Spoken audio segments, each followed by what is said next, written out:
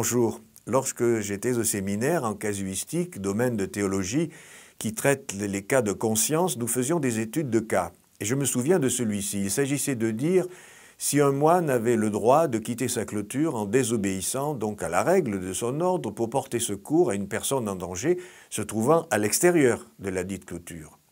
Je sens que vous vous dites déjà, est-il vraiment nécessaire de se poser ce type de questions stupides ? Il semble évident que porter secours à une personne est plus important qu'une règle. Eh bien, figurez-vous que je suis d'accord avec vous. Cependant, ce qui pour nous est une évidence ne l'était pas au regard de la loi française encore l'année dernière. En effet, ce n'est que début 2013 que le délit d'aide au secours irrégulier d'un étranger, dit délit de solidarité, a été supprimé. Ainsi, ceux qui nourrissaient, hébergeaient, donnaient de l'argent ou même rechargeaient le portable d'une personne en situation irrégulière pouvaient être condamnés par la justice. Ce délit est d'ailleurs toujours inscrit dans la loi de pays comme l'Allemagne, l'Espagne, l'Italie, l'Algérie ou encore le Maroc.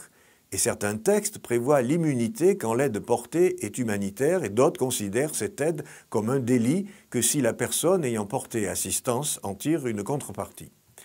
Cependant, ces exceptions sont suffisamment vagues pour que les citoyens de ces pays aient peur d'aider une personne dans l'irrégularité en toutes les circonstances. La catastrophe de Lampedusa nous amène à nous interroger sur l'humanité de notre humanité. Les autorités et nous-mêmes parfois oublions que derrière le terme de sans-papiers se trouvent des hommes et des femmes. Et oui, le fait de ne pas avoir de papier ne signifie pas ne pas être homme ou femme. Alors, mesdames et messieurs les décideurs européens, sortez de votre clôture et faites avancer l'Europe vers plus d'humanité, car pour l'instant, la seule action que nous voyons est celle illustrée dans un magazine étranger.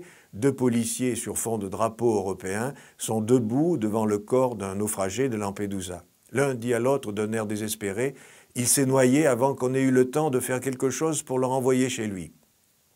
La fameuse phrase du général de Gaulle semble dans ce cas précis plus que jamais d'actualité, je le cite, « Naturellement, on peut sauter sur la chaise comme un cabri en criant « L'Europe, l'Europe, l'Europe », mais ça ne mène à rien.